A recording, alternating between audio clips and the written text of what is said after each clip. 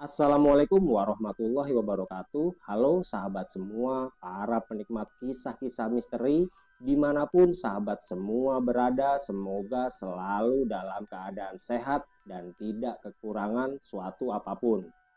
Jumpa lagi bersama saya Untung Prasetyo yang pada kesempatan kali ini akan melanjutkan kisah dari Sudiro. Tapi sebelum kita masuk ke ceritanya, jangan lupa dukung terus channel Hanya Cerita Misteri dengan menekan tombol subscribe-nya dan juga tombol like-nya. Dan buat sahabat semua yang mau saling menyapa, silahkan tulis di kolom komentar yang insya Allah saya akan membalasnya satu persatu. Oke, bagaimana keseruan kisahnya? Mari kita simak ceritanya.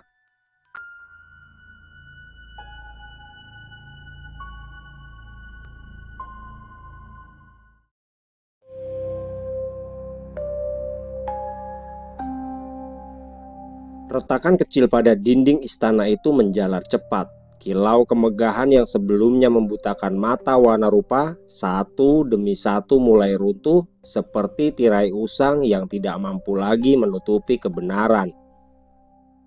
Pilar-pilar agung yang semula berdiri tegak menjulang kini menghitam, tergerus usia dan dipenuhi celah, seolah menyimpan jeritan yang tertahan selama ribuan tahun. Langit yang tadinya berwarna ungu keemasan kembali berubah menjadi kelabu pekat. Udara menjadi berat seperti menekan dada, dan keheningan mulai digantikan oleh gema jerit tangis yang datang dari segala penjuru. Rakyat yang semula memuja dalam sorak-sorai kini berdiri membatu. Kulit mereka memucat, mata mereka kosong seolah tidak bernyawa. Dan dari mulut-mulut itu mengalir suara rintihan panjang seolah berasal dari tempat yang sangat jauh, bukan dari tubuh mereka, tetapi dari jiwa yang terkunci di dalam kehampaan. Jeritan-jeritan itu menyatu membentuk paduan suara memilukan yang mencabik-cabik ketenangan batin. Di tengah medan yang membusuk oleh nostalgia dan kenangan palsu, Wanarupa melihat dirinya sendiri bukan sebagai raja dan bukan pula sebagai pahlawan, tetapi sebagai walang limaran yang kini terlihat begitu kecil, ringkih dan penuh luka. Tubuhnya terbelenggu oleh rantai api, menyala merah dan membakar kulit tubuhnya. Matanya kosong, tapi air mata mengalir deras dari sudutnya. Sosok itu tidak berteriak, tidak juga melawan, tapi dia hanya menatap lurus, seolah menyerahkan diri pada nasib yang tidak mampu dia ubah. Rantai itu menyala dari akar perasaan bersalah, dari rasa takut, dari dendam dan penyangkalan yang dia pendam terlalu lama. Setiap jeritan dari makhluk-makhluk di sekelilingnya adalah gema dari suara hatinya sendiri yang selama ini dia tutupi dengan kekuatan dan wujud yang baru. Kini semuanya terpampang, tidak ada lagi yang tersembunyi. Wanarupa berdiri membatu, menyaksikan dirinya sendiri yang menderita, menyadari bahwa ilusi terbesar bukanlah yang diciptakan oleh Bandono Jiwo, melainkan oleh dirinya sendiri, yakni keinginannya untuk menjadi siapapun kecuali dirinya sendiri. Kesadarannya mulai goyah, nafasnya tercekat, dunia di tempatnya berada berputar dalam gelombang-gelombang ilusi yang semakin kuat dan mencekam. Dia melihat ulang kehancuran yang terjadi di saat Mandala Alas Wetan yang merupakan kerajaan siluman kera menyerang Mandala Samugiri. Wanarupa kembali merasakan sebuah kesedihan mendalam ketika dia harus melihat makhluk-makhluk yang disayanginya itu tumbang satu persatu. Wanarupa menyaksikan semuanya seolah-olah apa yang telah dikuburnya dalam-dalam dihidupkan kembali dalam kepingan-kepingan ingatan yang membakar. Asap hitam memenuhi langit Mandala Giri Samu dan teriakan-teriakan kesakitan menggema dari segala arah, menyatu dalam kehancuran yang mustahil dilupakan. Di balik kabut kehancuran itu, pasukan Mandala Alas Wetan terus bergerak dengan membabi buta, dan mata penuh kebencian yang membara, serta cakar yang berlumuran darah menerjang tanpa ampun. Tubuh-tubuh makhluk dari Mandala Girisamu berserakan. Sosok-sosok yang dahulu bersamanya tertawa di kerajaan gaib itu kini terbaring tanpa nyawa. Dia melihat seorang anak kecil dari bangsanya dengan tubuh mungil dan mata polos mencoba melindungi ibunya. Namun, roboh diterjang oleh taring ganas tanpa sempat berteriak. Hati Wanarupa menjerit, namun tubuhnya tidak bergerak. Dia seakan menjadi penonton dari kenyataan yang seharusnya sudah lewat, tapi kini dihidupkan kembali dengan begitu nyata dan lebih dalam dari sekedar mimpi. Langit Mandala Girisamu memerah. Cahaya dari langit bukanlah sinar mentari, tapi kobaran api dari serangan besar. Bahkan, udara pun membawa aroma duka yang menusuk jauh ke dalam kesadarannya, hingga dia melihat dirinya sendiri sedang berjibaku melawan salah satu sosok yang memiliki kekuatan luar biasa.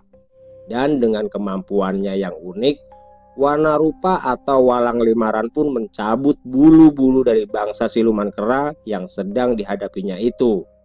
Lalu merubah wujudnya menjadi sosok siluman kera dengan kekuatan yang serupa. Namun kekuatan yang serupa ternyata tidak serta-merta membawa kemenangan. Di tengah kobaran api dan reruntuhan Mandala Girisamu, Wanarupa atau yang dulu masih bernama Walang Limaran dengan wujud siluman kera yang meniru menjadi musuhnya, melompat dan menyerang serta mengamuk dengan kekuatan yang belum pernah dia miliki sebelumnya. Tubuhnya membesar, dipenuhi otot dan bulu kasar berwarna kelam. Sorot matanya menjadi liar. Kekuatan pukulannya mampu merobohkan tiang-tiang suci yang dulu dia jaga. Akan tetapi, dalam setiap pukulan, justru kehampaan menyelinap semakin dalam di dadanya. Ilusi Bandono Jiwo tidak hanya menciptakan kembali medan pertempuran, tapi juga menyusupkan racun halus ke dalam batin Wanarupa.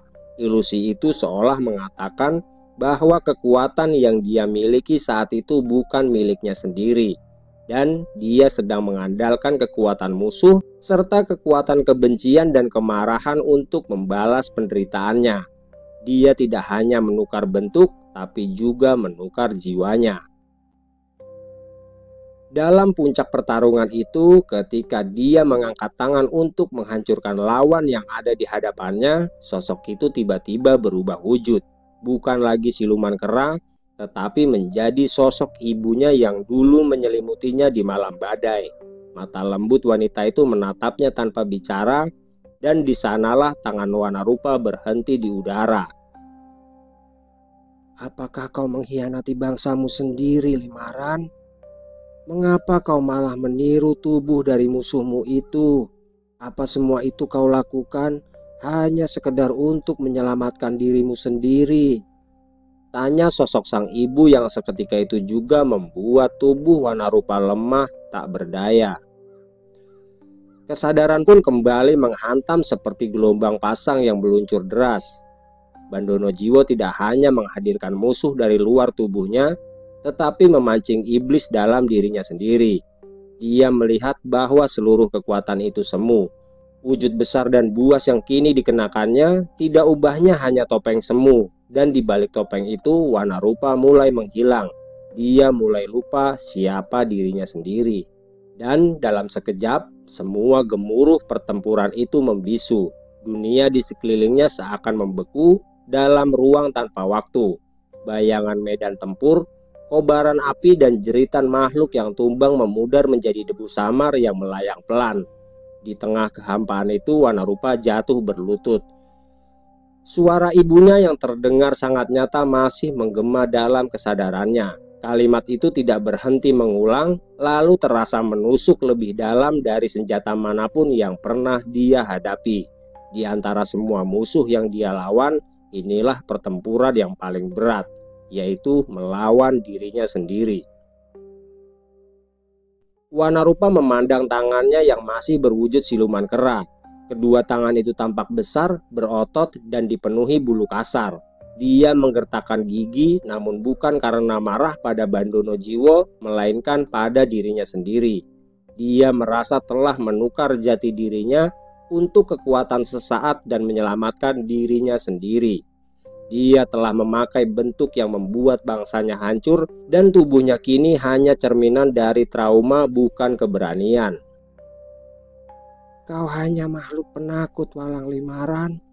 Kau tidak seperti makhluk-makhluk lain dari Mandala Girisamu yang rela mati demi membela kerajaannya, ujar sang ibu yang kembali terdengar menggema. Untuk apa lagi kau hidup, Walang Limaran? Imbuh suara itu yang terasa semakin menusuk ke dalam pikirannya. Dalam gempuran suara yang menggema dan terus mengguncang batinnya, Wanarupa atau Walang Limaran merasa tubuhnya semakin berat.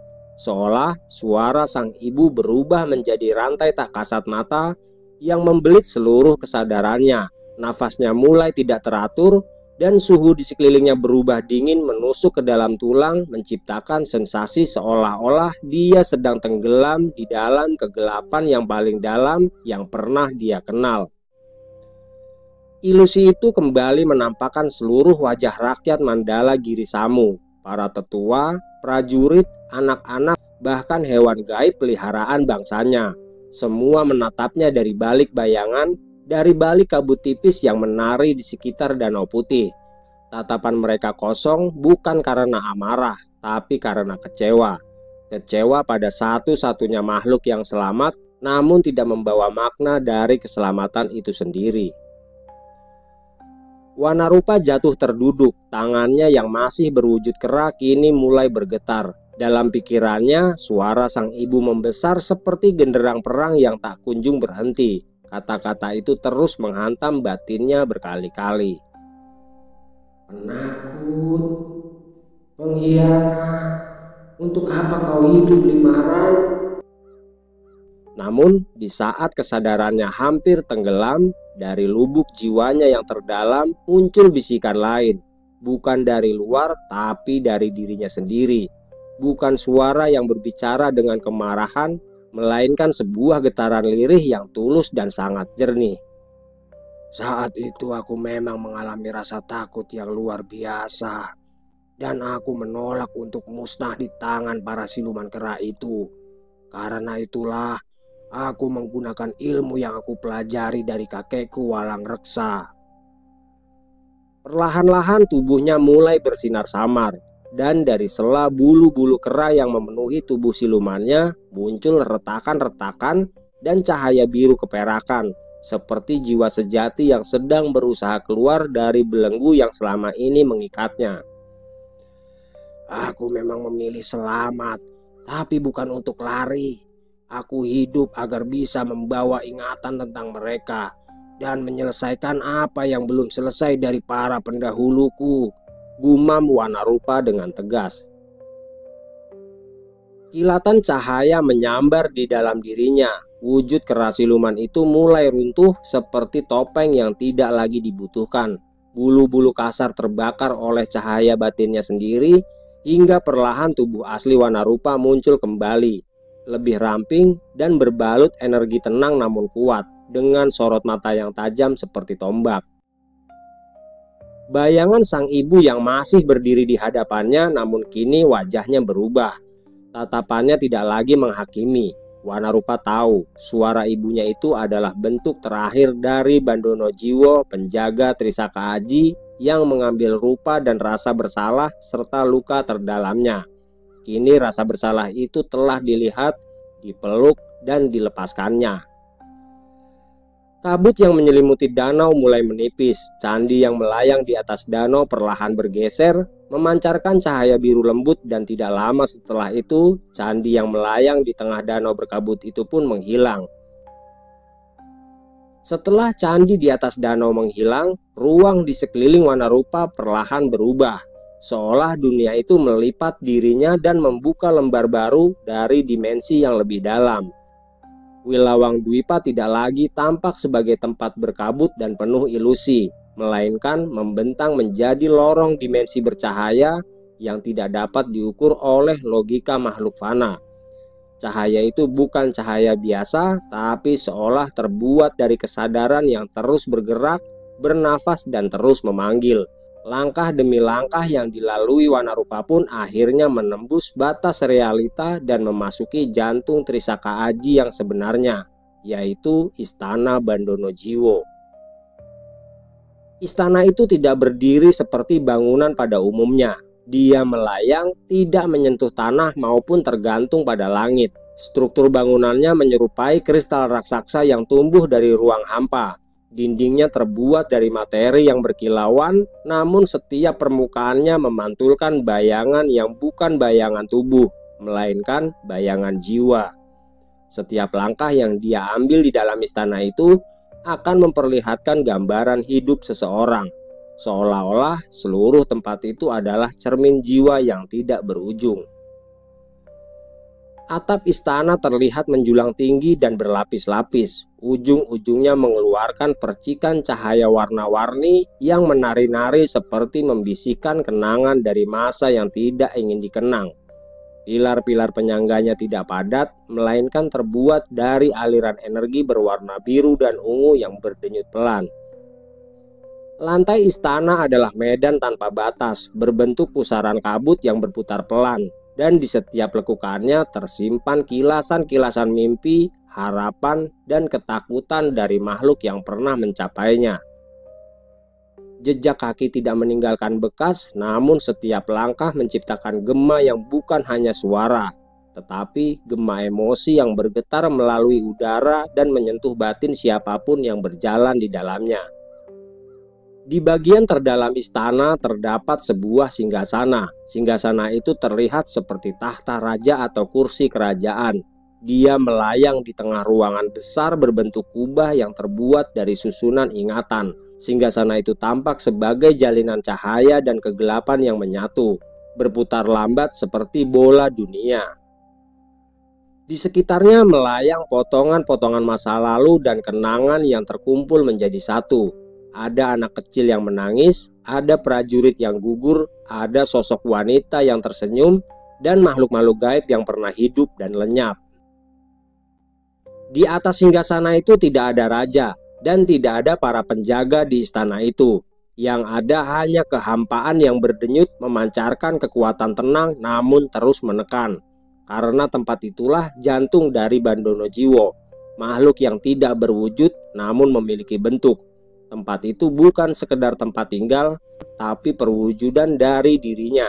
Seluruh istana adalah bentuk dari kekuatan batinnya, dari kekosongan yang telah menyerap jutaan perasaan, dan dari luka yang tidak sembuh, serta amarah dan penerimaan dari ketakutan dan keikhlasan. Langit-langit kubah terbuka seperti kelopak bunga, memperlihatkan langit yang tidak memiliki warna, bukan gelap, bukan pula terang, tapi terlihat seperti ruang antara mimpi dan kenyataan. Di sanalah Wanarupa kini berdiri, di hadapan singgasana jiwa, di tempat di mana ujian akhir bukan lagi pertarungan, tapi penerimaan mutlak terhadap semua yang telah terjadi. Di dalam istana Bandono Jiwo, waktu tidak berlaku. Di sana hanya ada keabadian yang terus membisikkan satu hal, yaitu kenalilah dirimu atau lenyaplah dalam dirimu sendiri. Tidak lama setelah itu muncul getaran halus dalam diri Wanarupa. Getaran itu awalnya seperti aliran angin yang menyentuh kulitnya, namun lambat laun merambat lebih dalam hingga menembus tulang lalu masuk ke dalam inti jiwanya. Dalam sekejap tubuh Wanarupa pun berubah, membesar dan memanjang, lalu sisik-sisik putih yang berkilau keemasan muncul di seluruh permukaannya. Sepasang tanduk melengkung tumbuh dari pelipis dan kedua matanya terlihat merah membara. Dari nafasnya mengepulkan kabut hijau tua yang penuh daya spiritual. Dan tidak lama kemudian Wanarupa telah menjelma menjadi sosok Eyang Nagawana, sang naga pertapa yang konon terus menjaga keseimbangan antara dunia gaib dan alam nyata. Akan tetapi kekuatan luar biasa itu bukanlah sebuah anugerah, tapi dia datang bersamaan dengan beban yang besar. Tidak lama kemudian, sebuah gema yang tidak berwujud mulai menggetarkan udara di dalam istana Bandono Jiwo. Suara itu tidak berasal dari luar tubuh, tapi dari dalam dirinya sendiri, menyeruak seperti guntur yang tersembunyi di dalam kabut. Gema itu tidak mengeluarkan kata dengan cara biasa, tapi dia langsung menghantam batin dan mengguncang tiang-tiang keserakahan yang masih bertahan dalam diri Wanarupa. Siapakah dirimu saat ini, Walang Limaran? Apakah engkau seekor naga tua yang pernah kau tiru kekuatannya? Ataukah engkau hanya bayangan dari semua wujud yang pernah kau tiru itu? Atau juga engkau hanyalah bagian dari rasa takutmu sendiri? Suara yang terdengar bergema itu bukan sekedar pertanyaan. Dia seperti pisau yang mengiris selapis demi selapis kesadaran Wanarupa. Dalam tubuh naga agung itu, dia mulai merasa kecil. Kekuatan yang semula begitu megah perlahan menjadi beban yang berat. Nafasnya terengah bukan karena kelelahan fisik, tetapi karena batinnya mulai memberontak. Kilasan demi kilasan muncul di benaknya. Dia melihat wujud-wujud lain yang pernah dia tiru. Sosok siluman kera yang ganas, seorang pendekar tua yang anggun, seekor burung raksasa penjaga hutan, bahkan wujud Sudiro ketika sedang bertiwikrama dengan Tirtabagya pun tidak luput dari penglihatannya. Semua itu melayang-layang di sekelilingnya, menertawakannya dan menuntut lalu mencemoohnya. Masing-masing dari mereka berbisik, "Akulah dirimu, dan kau bukanlah dirimu."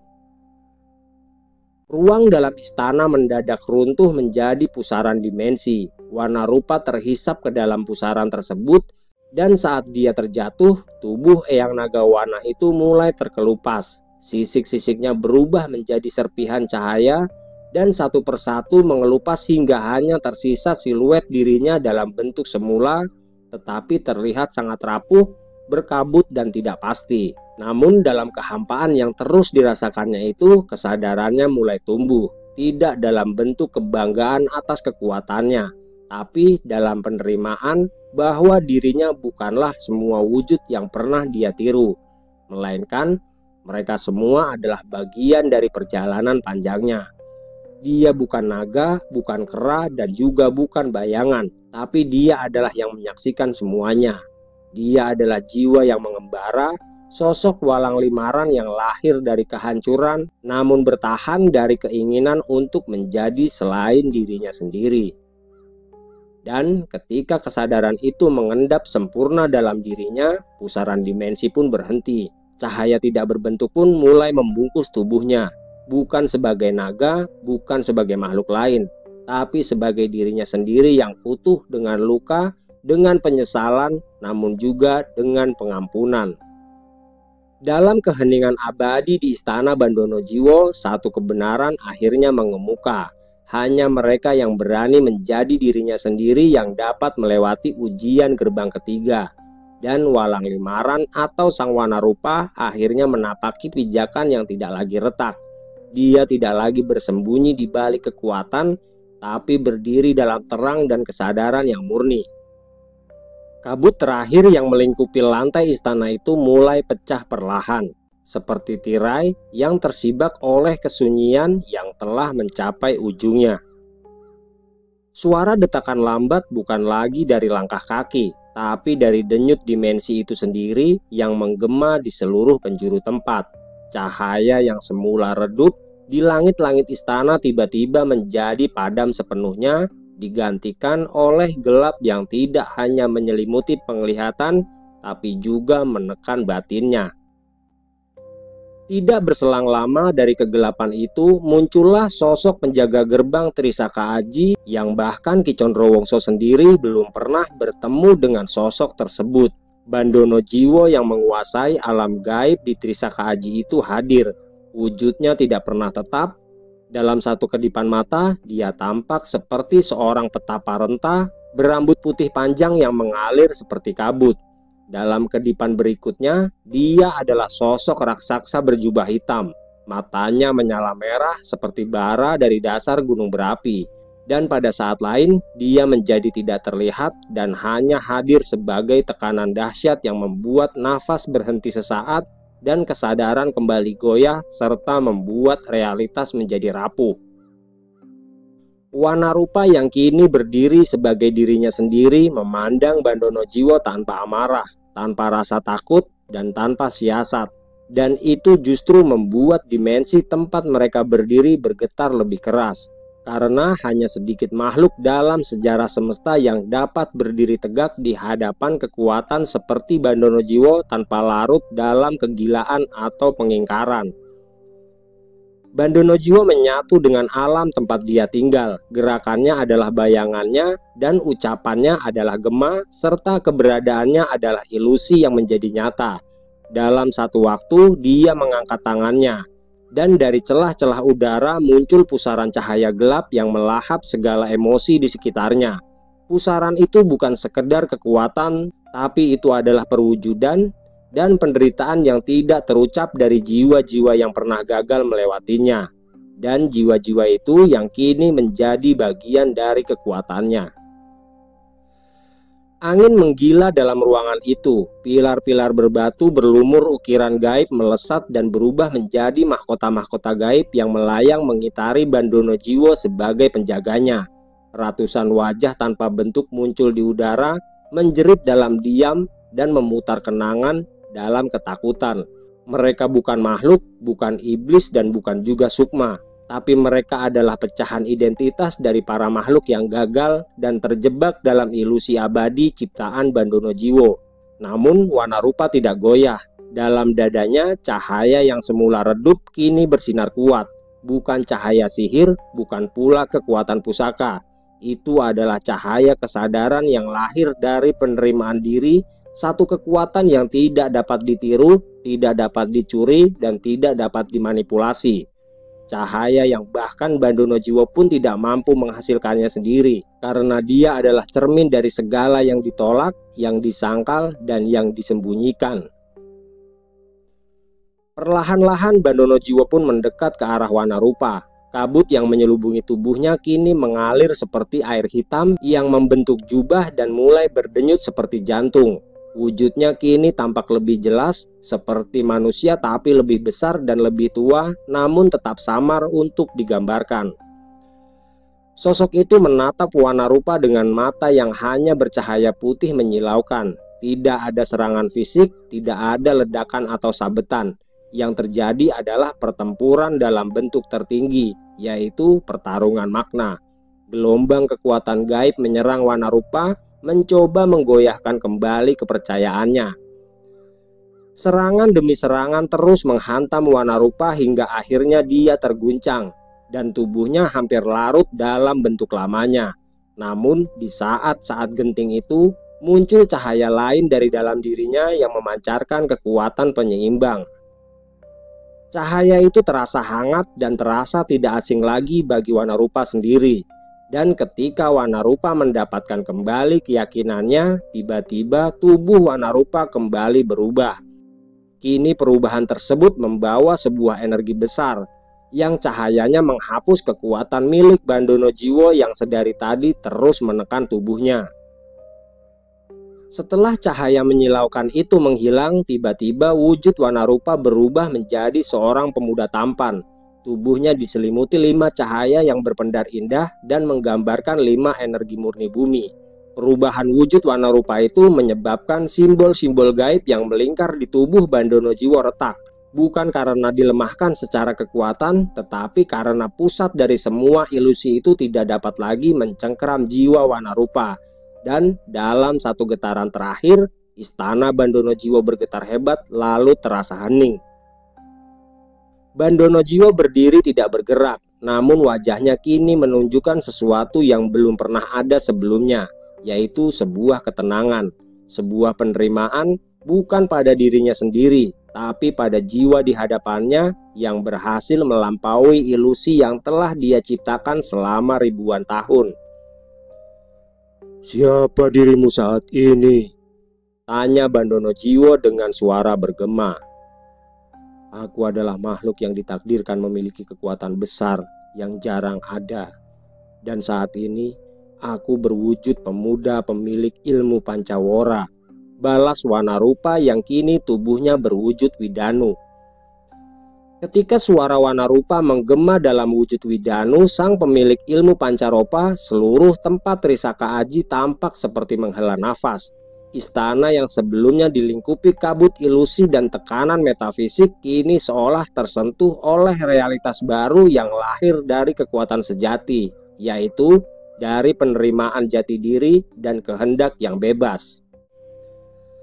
5 cahaya yang menyelimuti tubuh Widanu berputar lambat, memancarkan aura murni dari 5 unsur utama alam semesta yang menyatu dengan wujudnya, bukan sebagai pelindung semata, tapi sebagai cermin dari harmoni batin yang telah dia capai. Bukan sekedar kekuatan luar, tetapi keseimbangan yang menjadikan tubuh dan jiwanya tidak lagi terombang-ambing oleh masa lalu. Bandono jiwa yang selama ini menjadi perwujudan tertinggi dari ujian batin perlahan-lahan mulai meluruh. Simbol-simbol yang ada di sekitarnya satu persatu meleleh menjadi cahaya cair, mengalir ke lantai istana dan menyatu dengan tanah ilusi yang membentuk tempat itu. Tubuhnya masih berdiri, namun kini tampak seperti bayangan kosong dari sosok yang telah menyelesaikan tugasnya. Dia tidak lenyap karena dikalahkan, dan tidak hilang karena telah dilepaskan. Seketika langit di atas istana berubah, yang semula gelap dan penuh awan pekat kini mulai merekah biru tua. Cahaya putih kebiruan turun perlahan, menyinari setiap sudut ruangan yang dulunya penuh dengan tekanan gaib. Dinding-dinding istana yang tadinya megah dan mengancam kini retak dengan perlahan, lalu hancur menjadi serpihan cahaya seperti bunga kristal yang berguguran dalam senyap. Danau kabut yang mengelilingi wilayah itu ikut berubah, kabutnya menyurut, perlahan-lahan memperlihatkan dasar danau yang sebening cermin, menampakkan pantulan langit sejati yang ada di Trisaka Aji. Langit yang mungkin belum pernah dilihat oleh siapapun yang pernah melangkah di tempat itu. Setelah dapat mengalahkan ilusi dari Bandono Jiwo, wujud Wanarupa kembali ke wujud aslinya. Tidak ada lagi bayangan siluman kera, tidak ada lagi wujud dari sang naga pertapa, dan tidak ada lagi wujud Widanu.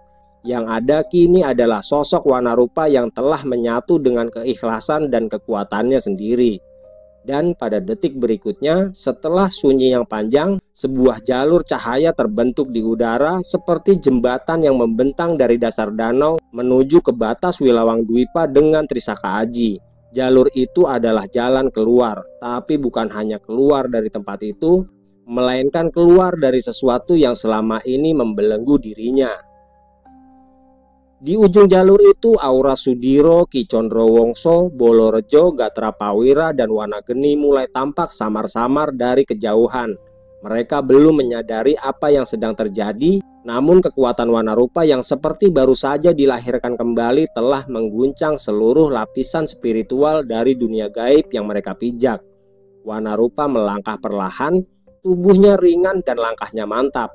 Dia bukan lagi pengembara yang terjebak antara wujud dan ilusi, tapi kini dia adalah penyatu jiwa, pemilik nama sejati yang telah melewati ujian paling dalam dari gerbang Trisaka Aji. Langkah demi langkah Wanarupa menyusuri jalur cahaya yang memisahkan antara ruang ilusi dan realitas Wilawang Dwipa terlihat semakin mantap. Di bawah kakinya, pijakan itu tampak seperti sebuah jalur hidup yang membentang bukan hanya secara fisik, tapi juga secara spiritual. Di belakangnya, istana Bandono Jiwo telah lenyap bersama seluruh beban yang pernah dia pikul. Angin yang berhembus di sepanjang jembatan cahaya membawa suara-suara halus. Bukan bisikan, bukan teriakan, tetapi gema dari keberanian, kesadaran, dan keikhlasan. Wanarupa menatap ke depan. Cahaya dari batas Wilawang Dwipa mulai semakin jelas, dan dari celah antara kabut dan alam nyata tampak bayangan para sahabatnya. Sudiro, Ki Condrowongso, Bolorejo, Gatra Pawira, dan Wanageni menatap ke arah jalur cahaya dengan perasaan yang belum sempat mereka mengerti. Mereka bisa merasakan sesuatu yang telah berubah, bukan hanya perubahan tempat, tapi juga perubahan takdir. Saat Wanarupa melangkah semakin dekat, aura yang terpancar dari dirinya terasa berbeda. Bukan aura makhluk asing, bukan pula aura makhluk gaib biasa, tapi aura sosok yang telah menembus lapisan terdalam dari batinnya, menyatu dengan luka dan kekuatannya, dan keluar dari sana sebagai makhluk yang utuh. Cahaya dari tubuhnya bukan silau, melainkan teduh seperti cahaya rembulan yang mampu menyinari malam tergelap tanpa membakarnya. Ki Condrowongso merasakan getaran tanah di bawah kakinya. Bolorejo yang dikenal sebagai makhluk tua pelindung hutan Kramaseta terdiam tidak bersuara. Sementara Sudiro menatap Wanarupa hampir tidak berkedip. Dia tahu, makhluk yang kini melangkah keluar dari gerbang Trisakaaji bukanlah Wanarupa yang sama seperti saat mereka masuk ke tempat itu. Tapi yang kini datang adalah jiwa yang telah selesai bertarung dengan dirinya sendiri. Gatra Pawira dan Wanageni yang sempat terjebak dalam ilusi Bandono Jiwo pun merasakan sesuatu dalam dada mereka meluruh. Seolah simpul dari trauma mereka ikut terurai oleh kehadiran Wanarupa yang telah menjadi dirinya yang utuh. Saat langkah terakhir Wanarupa menyentuh tanah Wilawang Dwipa yang nyata, jalur cahaya di belakangnya perlahan memudar, lalu menghilang seperti kabut pagi tersapu cahaya matahari. Tidak ada suara ledakan dan tidak ada suara dentuman. Yang ada hanya keheningan yang penuh makna seperti sebuah pertanda bahwa ujian telah selesai. Wanarupa menatap ke arah sahabat-sahabatnya itu. Tidak ada kata yang terucap, yang ada hanya mata yang saling berbicara. Dan dari diam itulah lahir pemahaman bahwa perjuangan mereka masih jauh dari selesai. Tetapi kini mereka tidak lagi berjalan dalam beban yang sama, karena salah satu dari mereka telah membuktikan bahwa untuk menjadi kuat bukan berarti menjadi sesuatu yang besar dan menakutkan, melainkan menjadi utuh meskipun sempat rapuh. Langit Wilawang Dwipa yang semula muram dan menggulung seperti lautan awan kini perlahan berubah. Warna emas lembut mulai menyelimuti cakrawala, seolah alam sendiri memberikan restu bagi jiwa-jiwa yang telah melewati gerbang ujian. Gerbang Trisakaaji memang tidak pernah ada, namun kini di hadapan mereka, ruang mulai retak seperti cermin yang disinari cahaya dari dalam. Dan bersamaan dengan itu, sebuah jalur memanjang muncul di tanah, bukan lagi berupa cahaya seperti sebelumnya, tapi berupa permukaan seperti kaca bening yang di dalamnya mengalir simbol-simbol kuno yang terus bergerak. Dari jalur itu terpancar energi lembut namun penuh wibawa, bukan kekuatan yang menekan tapi kekuatan yang menjaga. Dan itulah jalan menuju gerbang keempat di Wanadri Karma yang bernama Sekawan Reksa. Akhirnya aku bisa melihat sesuatu yang berbeda, Rejo. Aku tidak menyangka jika akan melihat jalan menuju gerbang Sekawan Reksa, ujar Ki Condrowongso dengan wajah yang dipenuhi senyuman. Lagi-lagi siasatmu berhasil, Condro, balas Bolorejo sambil menatap tajam ke arah Ki Condrowongso. Sudahlah Rejo, jangan terus memujiku. Sekarang kau terlihat lebih banyak berbasa-basi, Rejo, balas Ki Condrowongso yang membuat Bolorejo mendengus kesal. Jangan senang dulu, Condro. Sebentar lagi kau harus menjelaskan kepada kami mengapa bisa kau memilih Wanarupa untuk menghadapi Bandono Jiwo, balas Bolorejo yang langsung melangkah menuju ke arah di mana gerbang Sekawan Reksa berada. Angin perlahan berubah arah ketika jalur baru itu terbentang sejauh mata memandang, mengalirkan cahaya yang tidak menyilaukan melainkan menenangkan.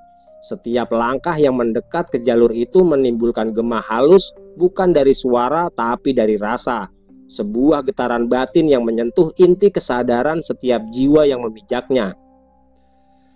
Ki Condrowongso hanya tersenyum kecil menyaksikan punggung Bolorejo yang perlahan mulai menjauh, diselimuti oleh cahaya lembut dari jalur yang kini terbentang di hadapan mereka. Dia tidak langsung menjawab karena dia tahu bahwa pertanyaan Bolorejo bukan sekedar mempertanyakan keputusan, tapi juga mempertanyakan rasa percaya yang begitu besar yang telah dia letakkan pada makhluk yang dulunya hanya bayangan dari dirinya sendiri. Wanarupa berjalan tidak jauh di depan, tubuhnya tegak, langkahnya mantap dan penuh ketenangan. Tidak ada lagi kesan amarah atau kegelapan yang membekas dari pertarungan panjang di gerbang Trisaka Aji. Dia kini seperti bayangan yang telah menemukan cahaya, bukan untuk bersembunyi di dalamnya, tetapi untuk berdiri bersamanya. Gatra Prawira dan Wanageni menyusul dari belakang, diam dan hikmat. Wanageni yang biasanya keras dan penuh semangat kini terlihat lebih tenang. Matanya terus memperhatikan cahaya yang mengalir di bawah kakinya. Sementara Gatra Prawira tampak lebih dalam, tenggelam dalam pikirannya sendiri. Mungkin sosok makhluk perewangan milik Sudiro itu masih mencerna seluruh perjalanan batin yang dia dan Wanageni alami sebelum terseret keluar dari cengkeraman ilusi Bandono Jiwo. Di sisi lain tempat itu, kabut yang tersisa di Wilawang Dwipa tampak seperti sedang mundur, perlahan-lahan ditarik oleh kekuatan yang tak terlihat. Alam gaib itu sedang menyesuaikan diri, seperti mengakui bahwa pergerakan mereka bukan lagi gangguan, tapi bagian dari harmoni yang lebih besar.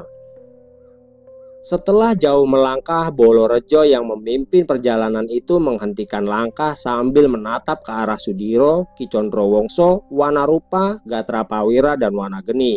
Setelah suasana hening sesaat, Bolorejo pun menjelaskan tentang gerbang keempat yang bernama Sekawan Reksa. Di gerbang Sekawan Reksa, kita akan menghadapi 4 penjaga gaib yang mewakili kekuatan dari air, tanah, angin, dan api. Masing-masing dari keempat penjaga itu memiliki kekuatan yang setara dengan kekuatan Batara Pati dan Betara Suda, penjaga gerbang pertama, ujar Bolorejo menjelaskan. Jadi persiapkan diri kalian untuk sebuah pertempuran besar, imbuh Bolorejo dengan wajah yang terlihat sangat tegas. Jika kau tahu lebih banyak tentang gerbang keempat itu, sebaiknya kau menjelaskan semuanya, Rejo, agar kami bisa menakar seberapa jauh kekuatan mereka dan mempersiapkan semuanya, ucap Ki Condrowongso dengan wajah yang lebih serius lagi.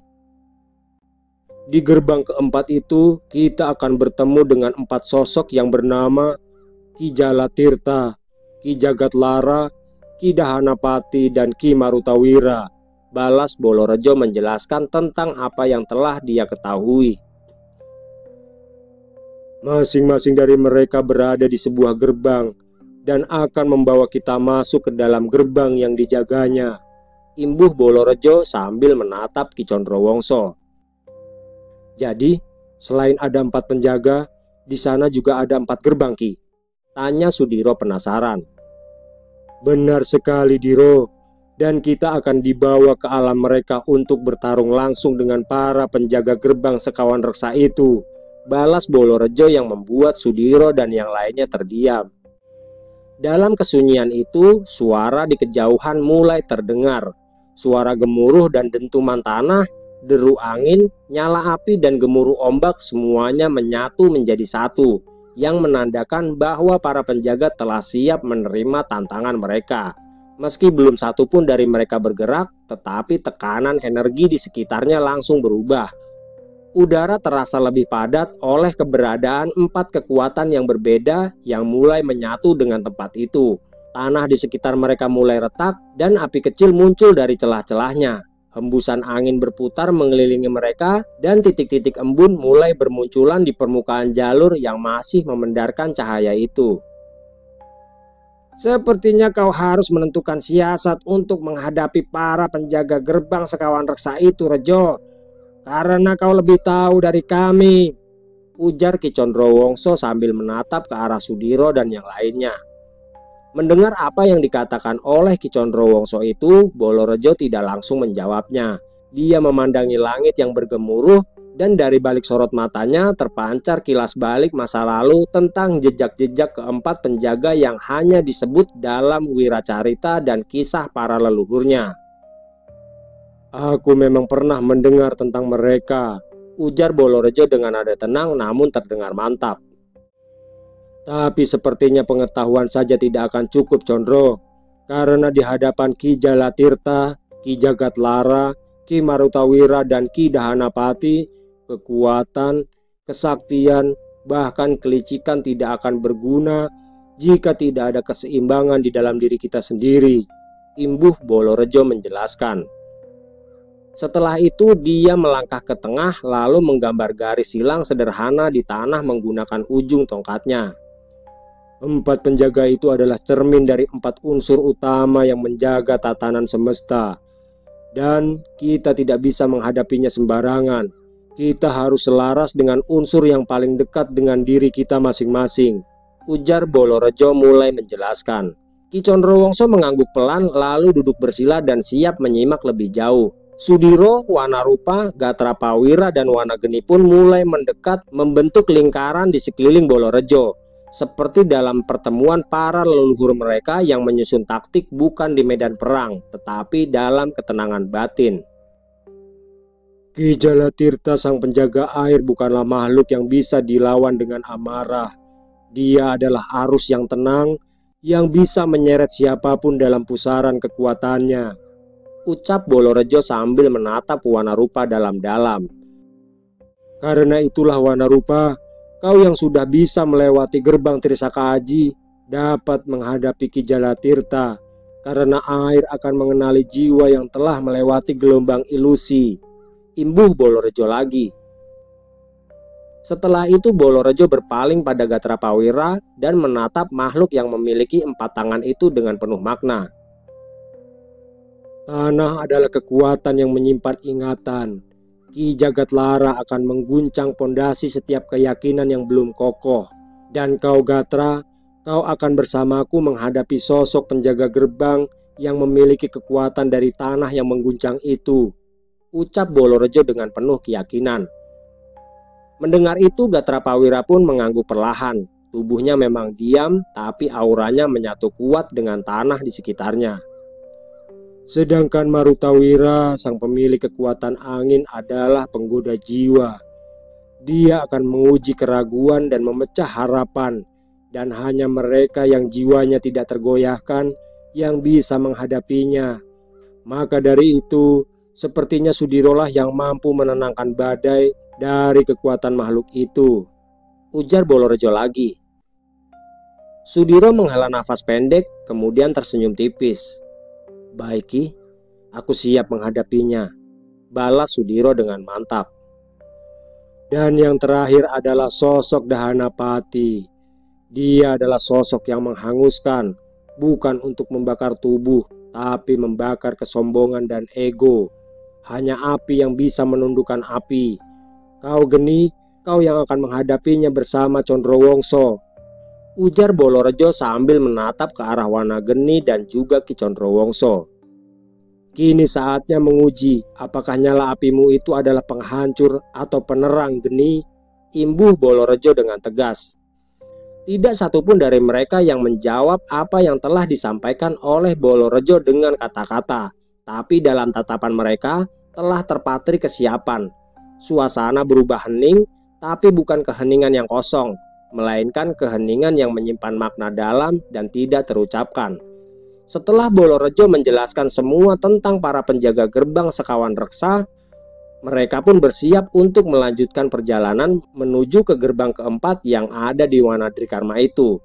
Dengan satu helaan nafas panjang, Bolorejo berdiri lebih tegap dari sebelumnya, seolah seluruh beban semesta berada di pundaknya. Namun semua itu dia terima dengan lapang dada.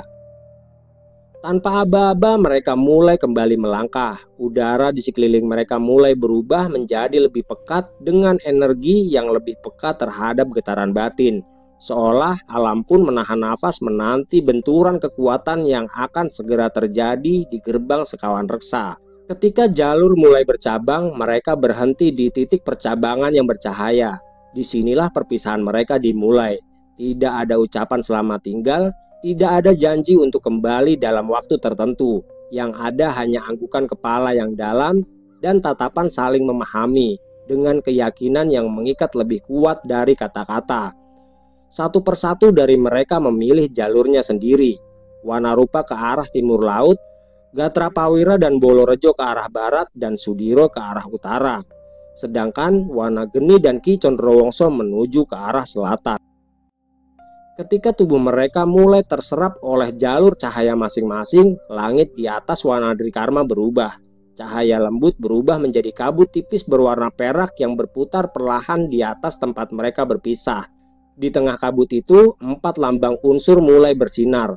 Air, tanah, angin, dan api menandakan bahwa 4 ujian utama akan segera dimulai. Dan setelah mereka semua menghilang ke dalam jalur masing-masing, hanya kesunyian yang tersisa. Tapi kesunyian itu bukanlah pertanda akhir, melainkan awal dari perjalanan menuju pemurnian diri dan pertemuan kembali dalam bentuk yang berbeda.